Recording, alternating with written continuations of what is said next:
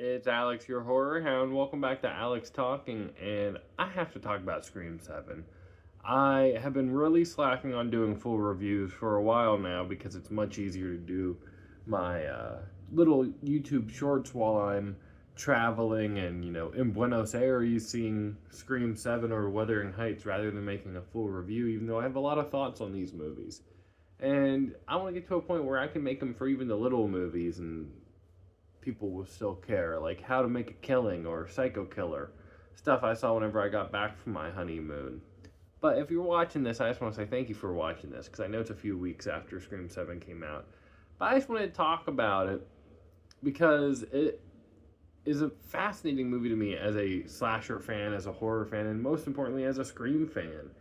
I have really just had my brain tickled by this movie because, in a lot of ways, it's the movie that I wanted Scream 5 to be when I was in high school. In a lot of ways, this is the Scream equivalent of Halloween 2018. This is focusing on an old woman, Laurie Strode character, Sidney Prescott, and has, the daughter character, just like Andy Matichek or Judy Greer, all rolled into one from Halloween. It's very much so a traditional version of a slasher requel, but without giving it to the new generation and focusing on other characters and then making Sydney feel shoehorned.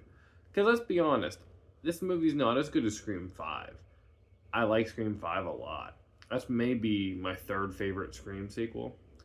But it's way better than Scream 6 because if you don't like this movie because it has nothing to say and comment on, and it's like, well, that's the most important ingredient of a Scream movie. It needs to be commenting on something.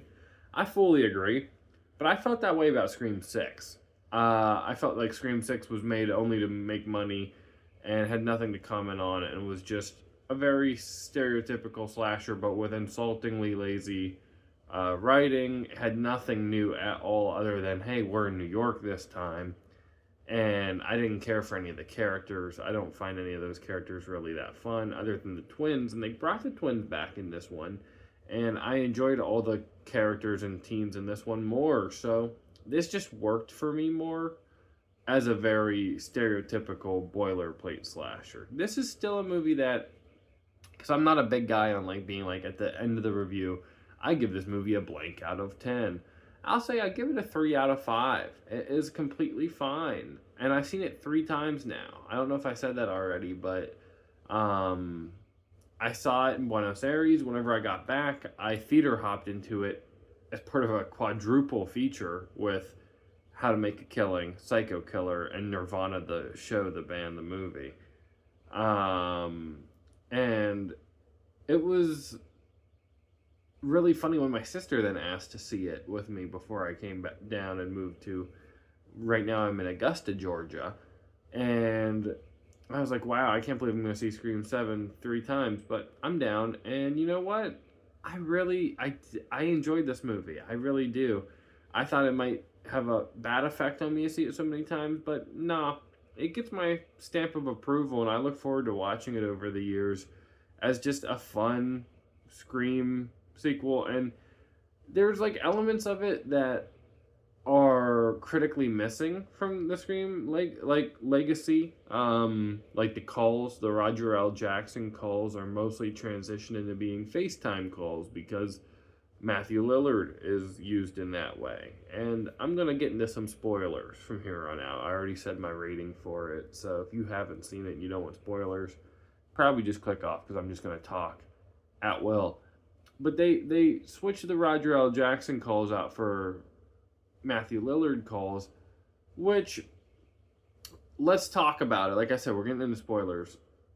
Is just AI. And I kind of went into this movie with one expectation. I said in my head, if they say that David Arquette and the brother from Scream 3 and all these people are coming back, there's no way that they're bringing all them back from the dead. They're definitely just going to be making this a fuck AI movie. And that's what it is, I'm not surprised. I wasn't shocked at all. I wasn't disappointed that they didn't actually bring Stu back. I was disappointed.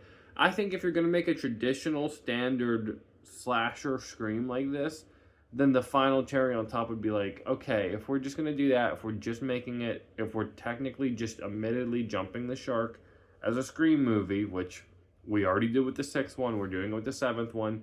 Wes Craven's not here anymore. They're not making these like they're sacred. They're making these to make slashers, and hey, that's how most slasher movies are made. They can't pretend like we have to stick our nose up as a horror fan, because it's not like Freddy's Dead was made because someone had a reason to.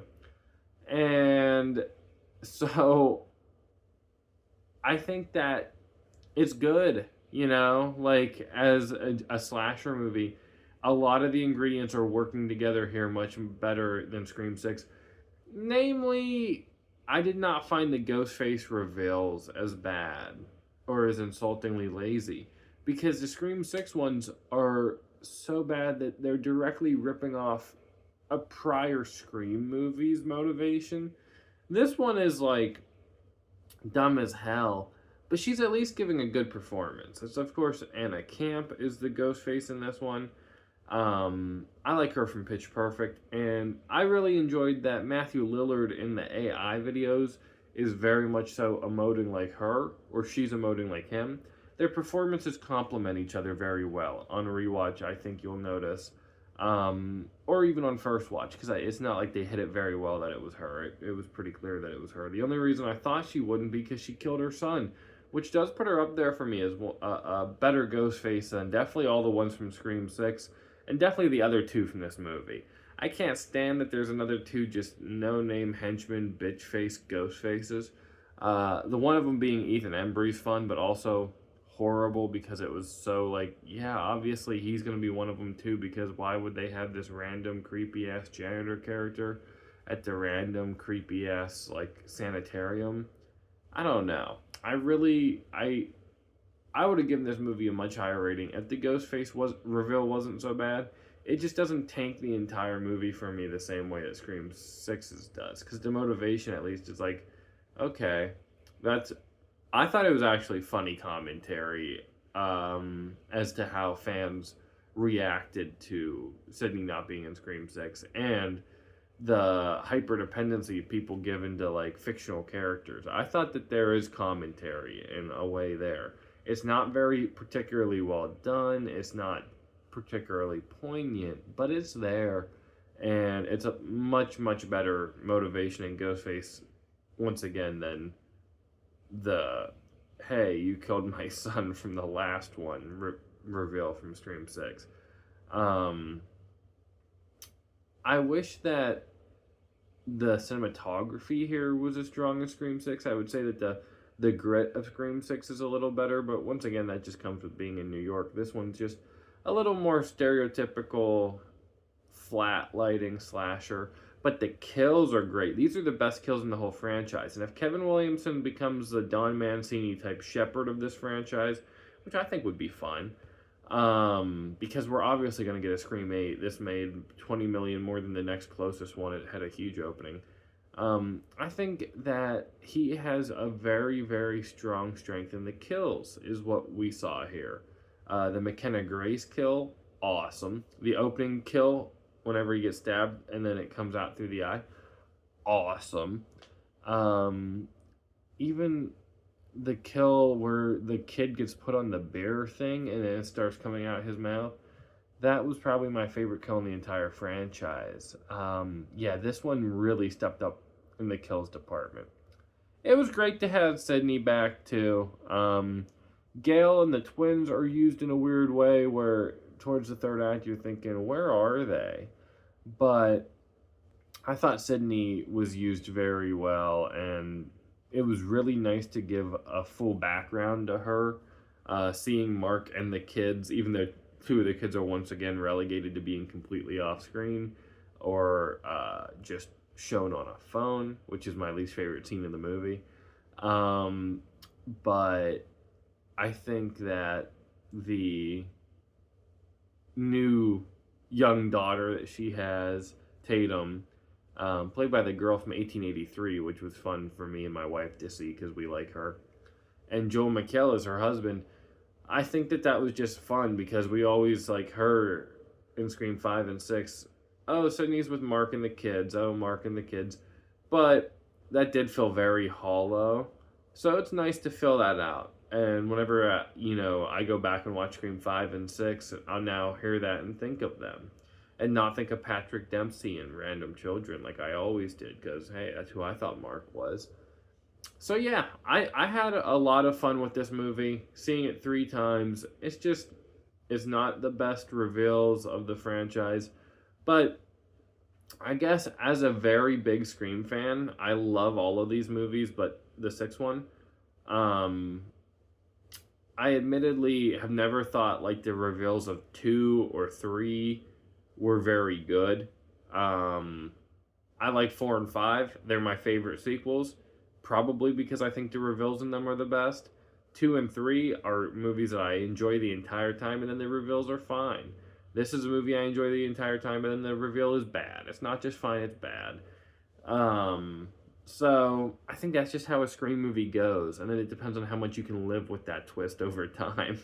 Like Scream 6 really aggravates me, so over time I'm like, nah, it's just a movie I really don't care for, and when I rewatch it, I don't like it at all. Because when I rewatch it, I think of all the annoyances with the twists. But this one, 3 times now, I'm like, yeah, no, it doesn't bother me as much. It's fine. It's a good movie. It's a fun slasher. And it comments on AI without using AI. You gotta appreciate that because fuck AI. And hey, Matthew Lillard, Lady Bird's mom, David Arquette, these are people you can't get in a Scream movie anymore, so if you want them, this is the only real way to do it. It was dumb as hell and they shouldn't have done it. I'm not praising it, but hey, they did it. And I guess I really wasn't insulted because they did it the exact way I expected them to do it. And by announcing it, it almost insulted me less because I expected it. Whereas I would have rolled my eyes out of my head if I just went into the movie and then they did AI commentary stew.